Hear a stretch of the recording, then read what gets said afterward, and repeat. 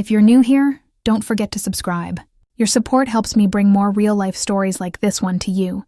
Stories that speak straight to the heart. I still remember the first day I waited at that bus stop. The wind was cold, sharper than usual, and I kept rubbing my hands together to stay warm. My coat wasn't enough, but I didn't care. I kept looking down the road, waiting for the bus that always came at 5:10 p.m. The same road. The same bench. The same time. And me standing there like a fool in love. People say time heals everything. Maybe that's true for them. But for me, time became something else entirely. A measure of waiting. Waiting for someone who promised to come back. Someone who said, "Don't forget me, Anna. I'll return before you even notice I'm gone." That was 20 years ago. I didn't tell anyone the reason I stood there every evening. The neighbors thought I liked watching the buses. Some even said I was lonely and needed company. I'd smile at them and say, "I like the sound of engines. They remind me of home." But deep down, every bus that came and went was a test of hope. His name was Daniel. We met when I was 23. He worked as a mechanic at the bus depot, always covered in grease and always smiling like he knew a secret. I used to bring him tea on his breaks. He'd wipe his hands on his blue overalls, take the cup and say, "You're the only reason my day feels worth it." Back then, I believed him. We used to talk about leaving our small town someday, moving to the city, starting a small garage together. He had dreams that stretched beyond those cracked pavements and dull sunsets. I didn't need much, just him. Then one evening he came to me with a letter in his hand. His eyes looked different, like they were holding something heavy. "It's from the army," he said quietly. "They're calling me up." I froze. I thought he was joking. He wasn't. He left a week later. Before leaving, he promised he'd write. He promised he'd come back. He said he'd take the same bus that stopped near my street at 5:10 p.m. the day he returned. "Wait for me there," he said, holding my face in his hands. "No matter what happens, I'll find you there." The first year, I waited every day. I'd dress neatly, tie my hair back the way he liked, and stand by the old wooden bench as the buses came and went. The drivers began to recognize me. Some would nod, some would smile sadly, but none would bring him back. The letters stopped coming after 6 months. The last one said he was stationed near the border and things were tense. I remember reading that word over and over. Tense. It felt like a string about to snap. Everyone told me to move on. "He's gone, Anna," my sister said one night. "People don't wait forever," but I did. Because I believed in promises. Because he had looked me in the eyes when he said he'd come back. The second year, I stopped dressing up. I started bringing a small folding chair because my legs would ache from standing. The drivers still nodded, and I'd still smile, pretending I was fine. Years passed. Seasons changed. The bus stop got repainted twice. The trees around it grew taller. I got older, but my heart stayed the same age it was when he left. People started avoiding me. They thought I was strange. Some kids would whisper, "That's the lady who waits for ghosts." I never corrected them. One day, a young man came and sat beside me. He was new in town, curious. "Who are you waiting for?" he asked. "An old friend," I replied. "Must be someone special," he said. "He was," I whispered. "He still is." Every year on the date he left, I'd bring flowers to the bus stop. I'd place them on the bench, sit beside them, and watch the sunset. That was my way of keeping the promise alive. When the 20th anniversary came, I thought of staying home. My knees hurt, and the doctor had told me to rest, but my heart wouldn't let me. It was as if something inside me whispered, "Go." So I went.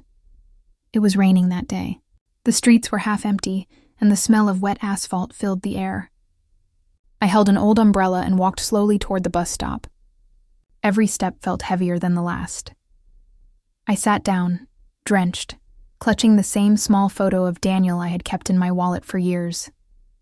His face had faded, but his smile was still there, the smile that made me believe in forever.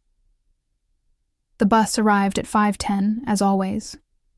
The doors opened, and passengers stepped out one by one. My eyes scanned each face, searching for something familiar. Of course I knew what the truth was, but hope is a stubborn thing. It refuses to die even when reason does. No Daniel. The driver, an old man now, gave me a soft look. "Still waiting, Anna?" I nodded. "Yes, maybe next time," he sighed. "You've got a good heart." When the bus left, I sat there a little longer. The rain had slowed, and the sky had turned a pale gray. I whispered to the wind. "I kept my promise, Daniel." I never stopped waiting. Then something strange happened. A young woman approached me. She looked nervous, holding a folded piece of paper. "Are you Anna?" she asked. My heart skipped a beat. "Yes," I said carefully. She hesitated before handing me the paper. "My grandfather asked me to give you this. If I ever found you." My hands trembled as I took it. The paper was old, yellowed around the edges. "Your grandfather?" I asked. She nodded. "His name was Daniel." The world went silent. I unfolded the letter slowly, afraid it would crumble in my hands. My fingers shook as I unfolded the letter. The paper was soft and thin, edges worn from time. The ink had faded, but the handwriting, his handwriting, was still unmistakable. I could almost hear his voice through the strokes of every word. The girl stepped back politely, watching me with quiet curiosity. I could barely breathe. For a moment, I didn't even want to read it. Because once I did, there would be no more wondering. No more maybe. Only truth. And I wasn't sure my heart was ready for that. Still I read. "Dear Anna, if this letter ever reaches you, it means I didn't keep my promise the way I wanted to. I tried. God knows I tried. But life had other plans. I don't want you to waste your years waiting for me. You have the kind of heart that loves completely, and I can't bear the thought of it fading in loneliness. If I don't return, know this. I didn't forget you. Not for a single day." I paused, my throat tight. The words blurred, but I forced myself to keep reading. "I kept your photo with me through every storm. Every night I thought would be my last. You were my reason to keep fighting. I wrote as much as I could. But when the letters stopped, it wasn't because I stopped thinking of you. It was because I no longer could. I stopped again. My chest hurt like it did the day he left. The young woman shifted uneasily, then gently asked, "Are you all right?" I nodded. "Please sit, tell me. How did you find me?" She smiled softly. "My grandfather used to tell me about a woman named Anna who waited by a bus stop every evening. When I was little, I thought it was just one of his old war stories. But after he passed away, I found this letter in his old chest, sealed in an envelope that said, 'For Anna, if fate allows.' He told my mother once that if I ever moved near this town, I should try to find you." "So," I asked around. Her words hit me like waves. For 2 decades I had wondered where he was, whether he ever thought of me. Now, his granddaughter was standing in front of me, with the letter I had prayed for all these years. I turned back to the page. "Anna, there was an attack near our camp. I was injured. The doctors said I was lucky to survive, but I lost a lot of my memory for a while. By the time I recovered, the war was over, and I was moved far away. I tried finding your address, but everything had changed.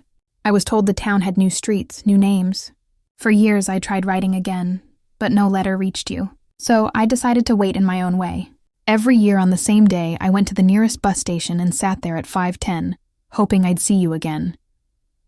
Tears fell freely down my cheeks. I clutched the letter against my heart, as if holding it closer could somehow bring him back. "He waited too?" I whispered. The young woman nodded. "Every year. He said there was a promise he couldn't let go of." For a while, neither of us spoke. The air around us was quiet except for the distant hum of traffic and the soft rustle of trees. I could almost feel him there, sitting beside me, smiling like he used to. "I wish I'd known," I said finally. "I waited for him every day. The same stop, the same time." "He used to say the same words," she replied. He said, "If she's still out there, she'll be at that bus stop." That's where she believed I'd come back. My heart broke and healed all at once. I stared down the road again. The same road I had watched for 20 years. The puddles shimmered under the fading light, reflecting the buses that came and went. But for the first time, I didn't feel the ache of waiting. I felt something gentler, peace. "Do you want to know something?" I said softly. "I never married. I never could. Every man I met, I compared to him. It wasn't fair to them, but I couldn't stop." The girl nodded slowly, her eyes wet. The rain started We again, never married light either. and steady. He said I his heart smiled was through the already tears. taken. Then maybe we were never really apart. The girl hesitated, then pulled something from her bag, a small tin box. He wanted this to go to you, too. I opened it carefully. Inside was a dried flower, pressed between two pieces of paper. It was the same kind he used to tuck behind my ear when we'd walk home together. Wild daisies from the field near the bus depot. Beneath the flower was a photo of the two of us, taken by his friend on his last day before leaving. I looked so young, so full of life, unaware of the years ahead. I traced my fingers over his face in the photo. He remembered everything, I said. The girl smiled. Every detail. For a long moment I sat quietly, letting the past finally settle in my heart. The pain of waiting had shaped my life, but now it felt like all those years had led to this. This final message. This proof that I wasn't forgotten. I think I can stop coming here now, I said, my voice trembling. Would he want that? She asked gently. I smiled. He'd want me to live. She stood and held out her hand. I took it, my fingers cold but steady. Thank you, I said. You've given me something I never thought I'd get. An ending. She squeezed my hand. He'd be happy to know you got his letter. We stood there a moment longer. Then she said she had to go, and I watched her walk away down the wet street, her umbrella bright against the gray sky. When she disappeared from sight, I sat back down on the bench.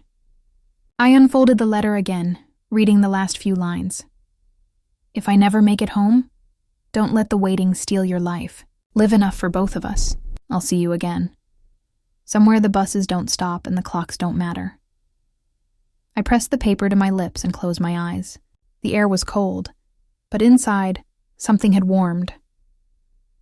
That evening, when the next bus came, I stood up. I didn't wait for faces this time. I watched the doors open, then close, and when it drove away, I whispered goodbye. After 20 years, I finally walked home without looking back. The next morning felt different. The sun looked brighter, though the air still carried the chill of early autumn. For the first time in 20 years, I didn't walk toward the bus stop. My feet didn't ache with the pull of routine, and my hands didn't clutch my umbrella like a shield. I made tea, sat by the window, and watched the road from afar instead. It felt strange, almost like betrayal. That bench had been my anchor, my confession booth, my silent friend. I had whispered countless prayers there, shed tears no one saw, and aged through seasons while keeping one promise alive. Now, with one letter, that chapter had ended. Still, I couldn't help but glance toward the bus stop. The morning light hit the metal pole, the one with the faded sign that had once read, Route 7A. I smiled faintly. For 2 decades, I had memorized every scratch on that sign. Later that day, I found myself cleaning my drawers, something I hadn't done in years. I found dozens of little mementos, old bus tickets, small notes I'd written to myself when hope had started to fade, a pressed daisy that had lost all color but still held shape. Each piece felt like a page from a diary I never wrote. There was peace now, but also an emptiness I couldn't name. I had built my world around waiting. What do you do when waiting ends? I thought of the young woman, Daniel's granddaughter. I realized I never asked her name. It struck me how strange that was. She had delivered me the most important message of my life. And yet, in my days, I hadn't thought to ask who she was beyond his granddaughter. I decided I'd try to find her again. Maybe we both needed that connection. 2 people linked by someone we loved in different lifetimes. That evening, I baked bread. The smell filled the kitchen, rich and familiar. It had been years since I'd done it, but the muscle memory returned easily. Daniel used to love fresh bread. He'd sneak in while it was still cooling, tear off a piece, and grin as I pretended to scold him. I laughed softly to myself. "You'd still do it, wouldn't you?" I murmured. As the days passed, something subtle began to change in me. I still missed him, but the ache started to soften. When I passed the bus stop on my way to the market, I didn't stop. I looked at it with quiet affection, like an old friend who no longer needed me. One afternoon, I noticed a man sitting on the bench. He looked around 40, his face tired, his shoulders slumped. I paused. Something about the way he stared at the road felt familiar, the same stillness I used to have. I walked closer. "Are you waiting for someone?" I asked gently. He looked up, startled, then smiled faintly. "Yeah, my wife left 5 years ago. Said she'd come back when she was ready." I nodded. "So you wait here every day?" "Most days," he said. "Feels like if I stop, I'm giving up." I sat down beside him. "Sometimes letting go isn't giving up. It's what keeps you alive." He looked at me for a long moment, then sighed. "You sound like you've been here before." "I have," I said. "For 20 years, he blinked. 20 years? Yes, for someone who never came back. But in a way, he did. I told him my story, about the letter, the granddaughter, the waiting. He listened quietly, nodding every so often, his eyes softening as I spoke. When I finished, he said, "Maybe that's what I needed to hear." I smiled. Maybe that's why I came by today. As I walked home, I realized how life worked in circles. The same bench that had witnessed my waiting was now giving someone else a reason to move forward. It made me feel like my years there hadn't been wasted. That night, I placed Daniel's letter in a small wooden box on my bedside table. I didn't hide it away. It stayed where I could see it, like a reminder that love, even unfinished, still counts. Days turned into weeks. I started helping at the local library, volunteering a few hours each day. It gave me purpose, and I loved the quiet hum of turning pages. One afternoon, as I arranged books on a shelf, a familiar voice called out, "Anna?" I turned. It was her, the granddaughter. She smiled, her eyes warm.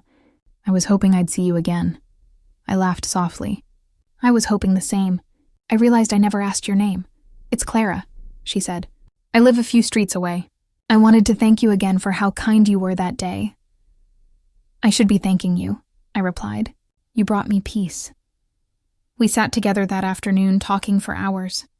She told me stories Daniel had shared with her when she was little, how he'd describe me without naming me, how he'd tell her that true love wasn't about time spent together, but about promises kept even when life separated you.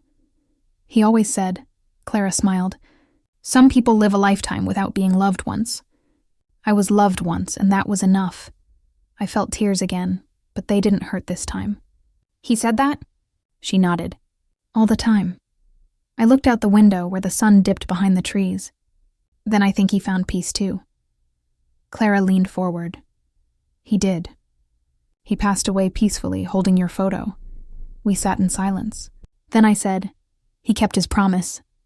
She reached across the table and squeezed my hand. "So did you." As evening settled, Clara stood to leave. "Would you like to come by sometime? I'd love for you to meet my family." "I'd like that," I said, smiling. After she left, I stepped outside for a walk. The air was cool, filled with the smell of wet earth.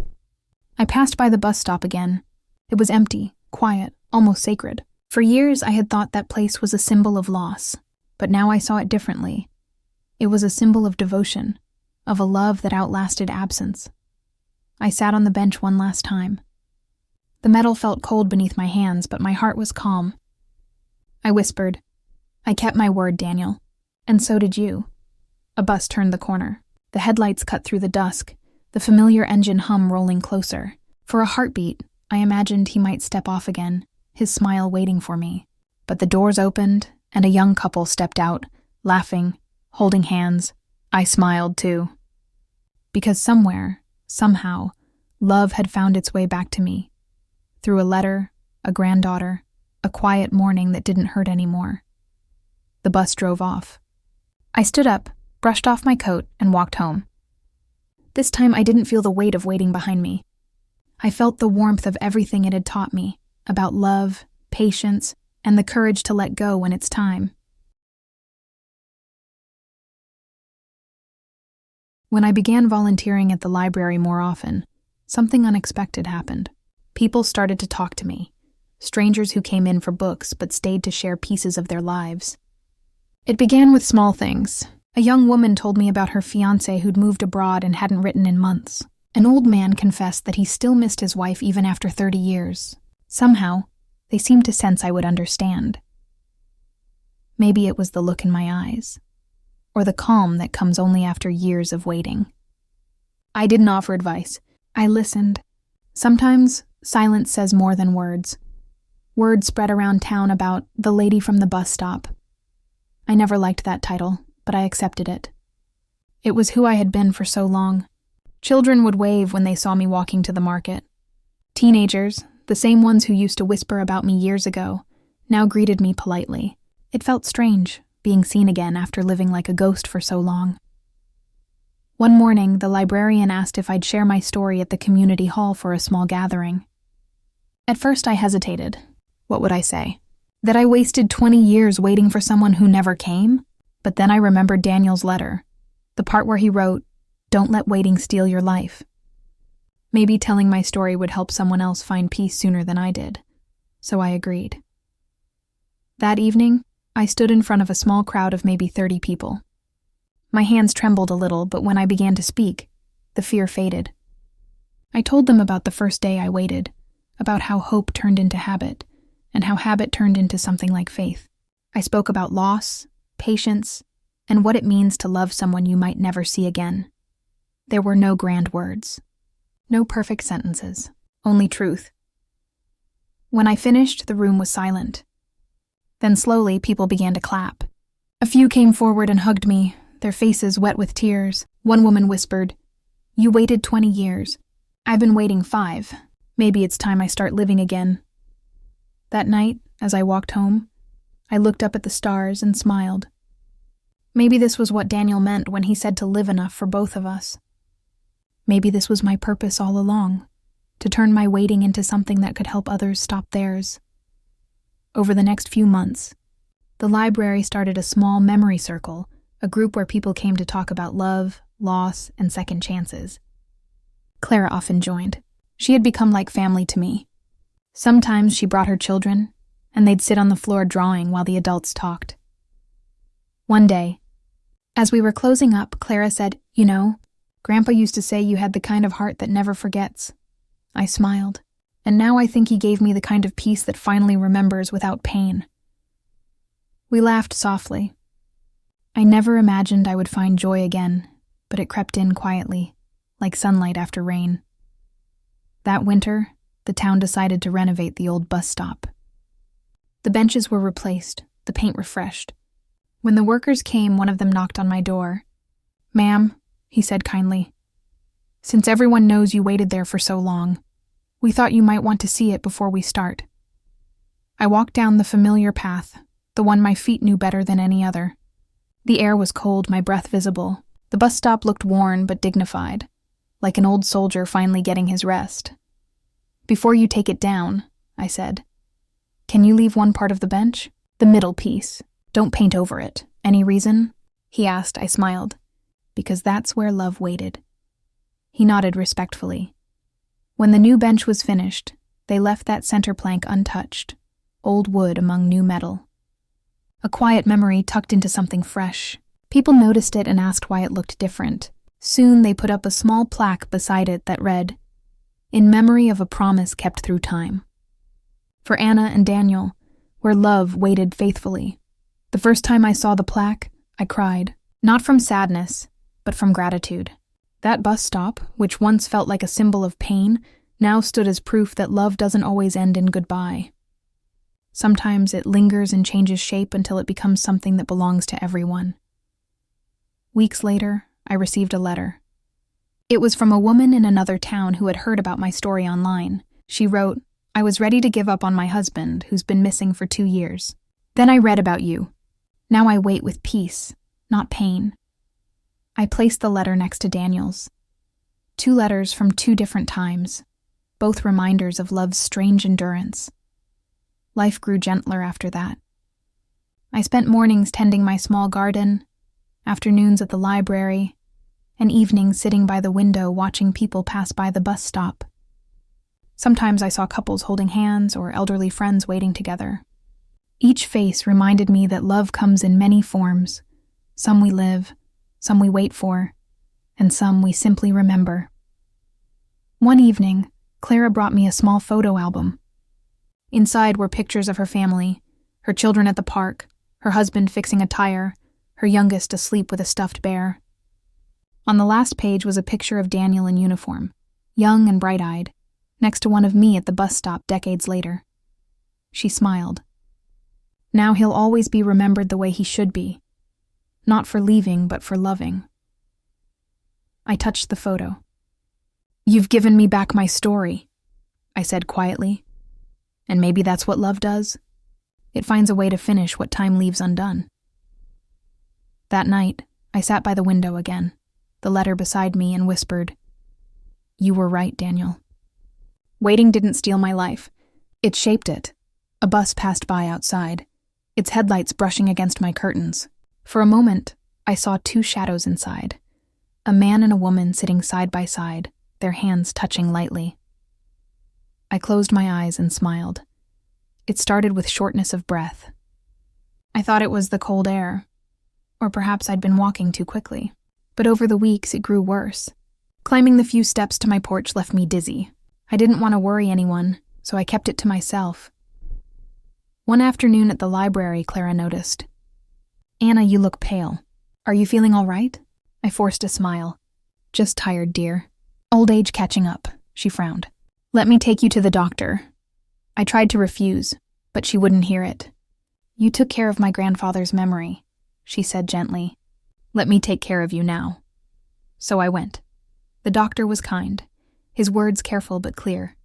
My heart was weaker than it should be. "Nothing sudden," he said, "but I'd need rest, less stress, and regular checkups." As I listened, a quiet acceptance settled over me. I had lived through years of waiting, heartbreak, and peace. Whatever time was left, I wanted it to be soft. Clara became my constant companion. She visited daily, bringing soup, flowers, or books. Her children called me Grandma Anna. The sound of that name filled the empty spaces of my house with warmth. I hadn't realized how lonely silence had been until laughter returned to it. Sometimes, in the evenings, Clara and I sat together on the porch. The sun would dip behind the rooftops, painting the sky in gold and violet. "You know," she said once, "I think you waiting all those years gave the rest of us a story to believe in. It taught us what it means to keep a promise." I smiled. "And you taught me that promises can outlive pain." The illness slowed me down, but it also gave me clarity. I began to write again. Not letters this time, but small notes to Clara's children. Simple things. Reminders about kindness, patience, forgiveness. Lessons waiting had taught me. I slipped each note into envelopes labeled with their birthdays, so Clara could give them when the time came. One morning, as I sat in bed watching light spill through the curtains, I thought of Daniel. I wondered if he had felt this same calm before he wrote his last letter. There was a strange comfort in that thought, knowing that in different times and places, we were both learning how to say goodbye gently. A few weeks later, Clara convinced me to visit the bus stop again. "It's been a year since they put up the plaque," she said. "Let's see how it's holding up." We went together, her hand steadying me as we walked. When we arrived, I saw flowers placed near the bench, fresh daisies. "Did you bring those?" I asked. She shook her head. "No, people from town do it now. Every week someone leaves flowers here." I touched the wooden plank that had been left unpainted. Time had darkened it, but the carved initials, A and D, were still visible beneath the new gloss. I ran my fingers over them and whispered, "Still here." Clara smiled. "He always will be." As we turned to leave, a young couple approached. The woman recognized me. "Are you Anna?" she asked, eyes wide. "Yes," I said softly. She smiled shyly. "We met because of your story. My fiancé used to come here when he was lonely. He told me about you. Now we visit every week." Her words left me speechless. I nodded, smiling through tears. "Then keep visiting," I said. "Love deserves witnesses." That night I couldn't sleep. Not from pain, but from gratitude. My story, our story, had become something larger than us. I had waited 20 years for one person, but somehow that waiting had touched many more. The next morning, I woke early. The house was quiet except for the soft ticking of the clock. I made tea and sat by the window, watching the first bus of the day roll past. The driver slowed down when he saw me. A small, respectful nod, and I nodded back. In the days that followed, My health dipped again. Clara insisted on staying over some nights. She'd make tea, tuck me in, and tell me about her children's school projects or her husband's work.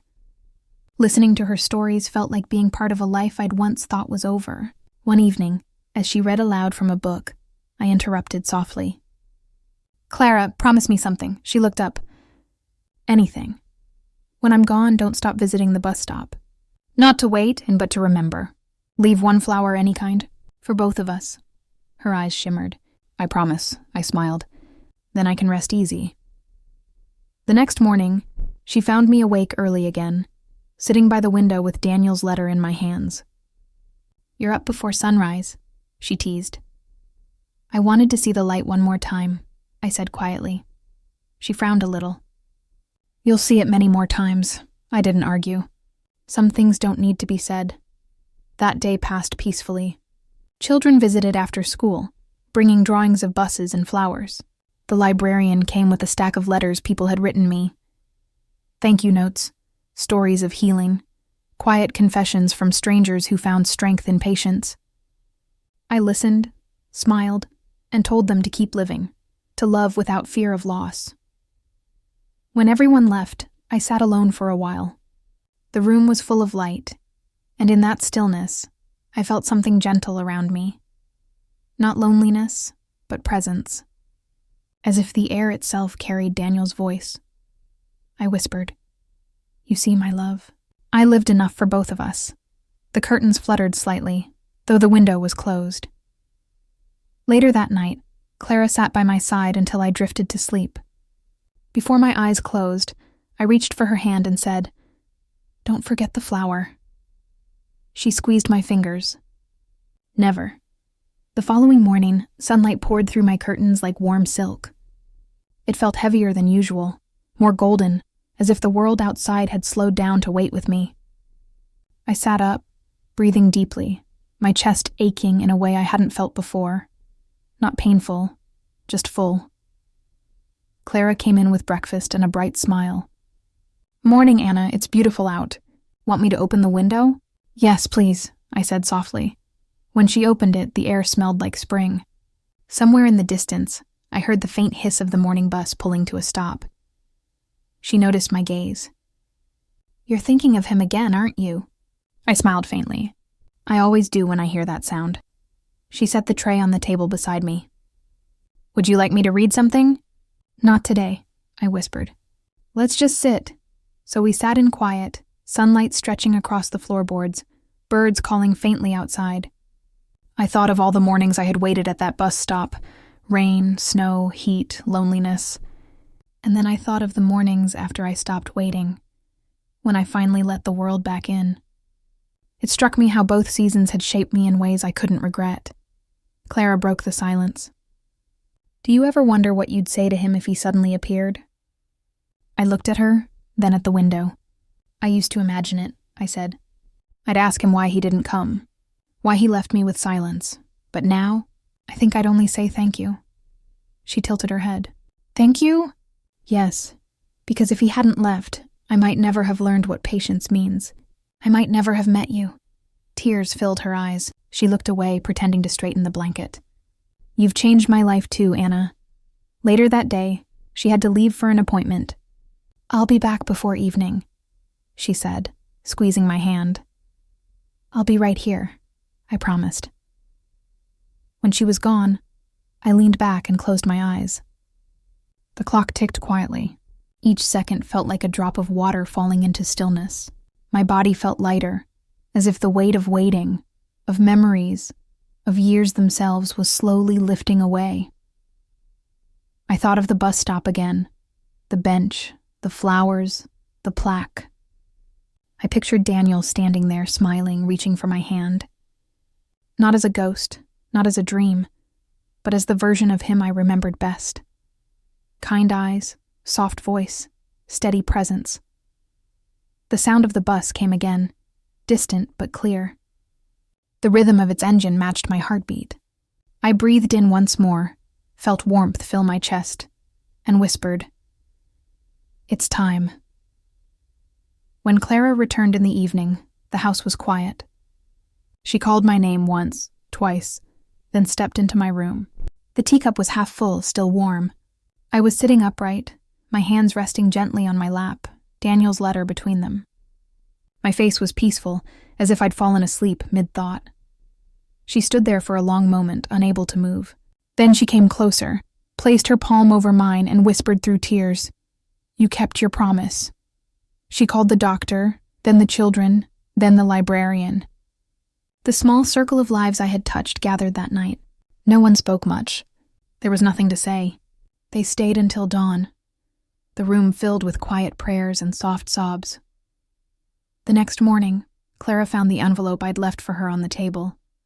Inside was a short note written in my shaky handwriting. "Dear Clara, if you're reading this, it means I've gone to meet Daniel at last. Don't cry for too long. Go to the bus stop. Leave one flower. Not for me alone, but for all who ever waited for love that never came. You gave my waiting meaning. Keep telling our story. It will remind someone that patience is never wasted. With love, Anna." Clara folded the note carefully and pressed it to her heart. That afternoon, she walked to the bus stop with her children. The air was crisp, the sun low. She carried a single white daisy. When they arrived, people were already there. Strangers, couples, older men and women. Some held flowers, others stood quietly, heads bowed. The story had traveled farther than anyone imagined. Clara knelt near the plaque and placed the daisy beneath it. Her children stood close, watching. "Who was she?" one of them asked softly. "She was someone who waited," Clara said, her voice trembling. "But she was never truly alone." For a moment, the wind picked up, rustling through the trees, scattering petals across the ground. The bus pulled up. The driver opened the doors and looked toward the crowd. He didn't say a word, but he nodded slowly, respectfully. No one boarded. The bus stayed for a few seconds, then drove off. Its sound faded, leaving silence behind. The same kind of silence that had once been painful, but now felt sacred. That night, Clara placed Anna's note in a small frame on her desk. She began writing a new story, one inspired by Anna's letters. She wanted to preserve the words that had changed her, to pass them down to her children someday. Weeks turned into months. The flowers at the bus stop never stopped appearing. People left letters, drawings, even poems. It became a quiet tradition, a place where love, loss, and patience lived together in peace. Clara often visited alone at dusk. She'd sit on the bench, look at the sky, and whisper, "I kept my promise." And sometimes, when the wind brushed against her hair, she felt something gentle in the air, like a whisper returning her words. Years later, when the town replaced the old bus route with a new one, the mayor decided to preserve that particular stop. They placed a sign beside it. In memory of Anna and Daniel, who waited, loved, and taught us that some promises outlast time. Every year on the anniversary of Anna's passing, Clara brought her children to that stop. They'd lay flowers, tell her story, and wait a few minutes in silence before the first bus arrived. When asked why they waited even when no one was coming, Clara's daughter once said, "Because waiting reminds us to love with patience, not fear." And that was how Anna's story continued, not in sorrow, but in memory, in lessons whispered between generations. Her waiting had once been a symbol of heartbreak, but it became something else, a quiet miracle of endurance, of love transformed. And somewhere, in the space between the last breath of night and the first light of dawn, maybe Anna finally found Daniel again, standing beside that bus stop in another place, another time. Both of them smiling, both finally home. Years passed quietly, like pages turning in a well-loved book. The town changed, new buildings, new faces. But the bus stop remained the same. The bench was replaced once, the paint redone twice, but the little plaque stayed untouched. Every morning someone left a flower. Sometimes a daisy, sometimes a wild rose, sometimes even a paper one folded by a child. No one knew who started the tradition anymore, but no one wanted to stop it either. It had become part of the rhythm of the place. Clara grew older, her children grew up, and the world kept moving. Yet, on calm evenings when the sun sank behind the hill, she still found herself walking toward that bus stop. She'd sit on the bench, tracing her fingers over the wood the way Anna once did. In the distance, she could hear the faint hum of the next bus approaching, the same sound that had marked the passing of years. Sometimes she brought her daughter, now grown, who carried a notebook wherever she went. The young woman would sit beside her mother and ask, "Tell me the story again." And Clara would smile, looking out at the road. "There was once a woman named Anna," she'd begin. "She waited here every day for 20 years. Everyone thought she was waiting for a bus, but really she was waiting for someone she loved." The daughter would listen quietly, eyes wide as Clara told the story. Not of sadness, but of love that endured without reward, of promises that shaped lives long after they were broken. "She never stopped believing?" the daughter would ask. "No," Clara said. "But what makes her story beautiful isn't that she waited. It's that she learned to live while she waited." The girl nodded slowly, writing that line in her notebook. Years later, she published those words in a book titled The Woman at the Bus Stop. It became a quiet success, passed between readers who had lost someone or waited for something they no longer expected. Each chapter began with a small quote from Anna's letters. Short, honest human thoughts about love, time, and patience. The final line of the book read, "Waiting is not about someone returning. It's about you staying true, even when no one is watching." When the book came out, the mayor invited Clara and her daughter to speak at the library. The event drew a small crowd, teachers, bus drivers, shop owners, old friends, and a few curious newcomers. As Clara spoke, her voice trembled at first, but grew steady. "Anna thought her story ended when he didn't come," she said. "But she didn't know she was beginning another one that would keep living through all of you. She taught us that love doesn't fail when it goes unanswered. It becomes something else: kindness, memory, strength." When she finished, the room was silent for a moment.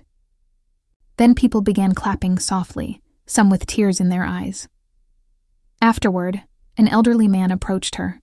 "I used to see her," he said, "every morning on my way to work. I never spoke to her. I wish I had." Clara smiled gently. "You're speaking to her now." He nodded, eyes glistening, and left a daisy on the table before walking away. That night, Clara visited the bus stop one more time. The air was cold but clear. She sat on the bench, placed her hand over the plaque, and whispered, "We told your story, Anna. You're still here." She looked up at the sky, the stars faint but visible. For a brief second, she thought she saw two shapes in the misty glow near the streetlight, a man and a woman standing side by side, their hands barely touching. Then the image faded, leaving only the soft rustle of leaves. Clara smiled. "Rest now," she whispered. "You waited long enough." The next morning when the bus came, the driver paused like always. A young woman sitting near the window noticed the flowers and asked, "Why do people leave them there?" An older passenger replied, "Because someone once waited there for 20 years. And in waiting, she taught the rest of us something important." The girl leaned closer to the glass, staring at the plaque. "She must have loved him deeply." The old man nodded. "Yes, but more than that, she loved without bitterness. That's rare." The bus pulled away, the flowers swaying gently in the wind. Years turned into decades. The story of the woman at the bus stop became local legend. Teachers told it to their students. Lovers whispered it on long walks home. Travelers paused there before leaving town, taking a moment of silence in respect. The bench grew old again, its paint fading, the plaque worn but still legible. Yet the bus stop never felt lonely. It was a place touched by love, by patience, by every hand that had laid a flower there. One evening, long after Clara herself had passed, her daughter, now a woman with gray at her temples, visited the stop. She carried 2 daisies this time, one for Anna and one for her mother. The sun was setting in the same soft orange glow that had once bathed Anna's face. She placed the flowers down, whispered a quiet thank you, and sat for a moment. The bus came and went. She stayed until the sky turned indigo, until streetlights blinked on one by one. Before leaving, she looked at the plaque again. Beneath Anna and Daniel's names, someone had added another line, carved carefully by an anonymous hand. She waited 20 years for one person and, in doing so, found the hearts of thousands. The woman smiled, tears filling her eyes. She turned, walked away slowly, and disappeared into the crowd, leaving the bus stop bathed in soft light, the bench still holding its quiet promise. And so, the story of Anna, the woman who waited 20 years for someone who never came, became more than a tale of sorrow. It became a reminder that love does not end when life does, and that sometimes waiting becomes the most beautiful act of faith a heart can perform. If you've listened this far, take a second to breathe, to think of someone who once meant everything to you. Maybe they're still here, maybe they're not, but the love you gave was never wasted. And before you go, subscribe to the channel. Your support helps bring these true, emotional stories to more people who need to feel something real again. Every like, every comment, every subscriber keeps these memories alive, stories of ordinary people whose hearts never stopped believing. Thank you for being here. I'll see you in the next story.